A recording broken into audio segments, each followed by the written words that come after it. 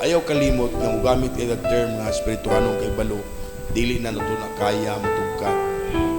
Walay bisan kinsang makatugkad niya na bisan si Branham, bisan kinsang tao sa kalibutan nakaunaman sa una kanato, dili kayang tugkaron ang espirituhanong kay balo. Because ang espirituhanong kay balo dili na makita sa tawhanong kay balo. Dako kay kalainan ang kalibutanong kay balo kaysa espirituhanong kay balo.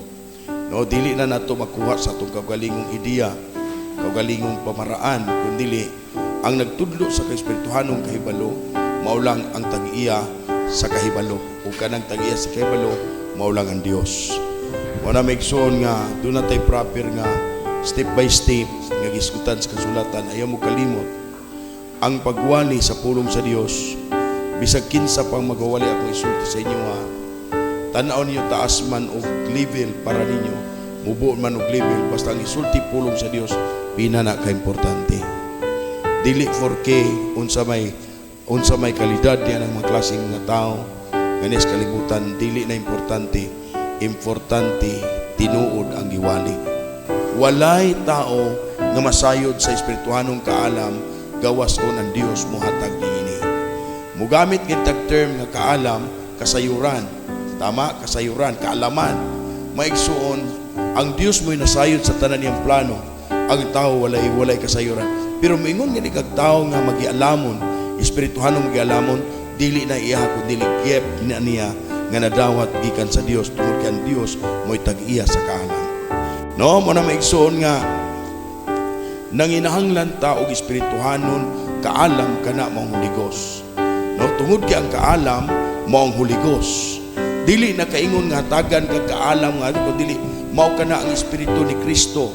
Kaalam ni Kristo nga itong Holy Ghost nga mutudlo kanato. Mao na nga ang Book of John nagaingon siya, inig abot sa espiritu sa kamatuoran kini magatudlo kani sa tanang butang og magapahinumdum sa tanan nga akong gisulti kaninyo. Usay pasabot maigsoon, mogamit nga ang term nga nagpahinumdum nakadungog kadaan. Tama? Mao na nga kitang mga listener, the right believers sama sa kakarnero nga makadungog sa kuntingog o mosunod ka na kung manduan ko sila. So pagkadungog mo sa tingog ang bride o ang karnero mugakusang nga mugawas na o ang iyang pagsunod o ang iyang pagkinabuhi nagapresentar sa iyang pagkakarnero. Kuha na to? Dili na ingon di-force kundi mao ka na ang order nga naa sa Genesis. Walay nga nakasulat o kinsa sila. Apan pag-abot sa pulong sa Dios, siya ang magpalutaw niini kung kinsa ang karnero. No, mo na maigsuon nga sa diha nga gisulti na ni Jesus Christ, no, sa diha nga makadungog ka sa pulong, pagkadungog nimo, kusa ka nga mosunod, kusa kang malipayon.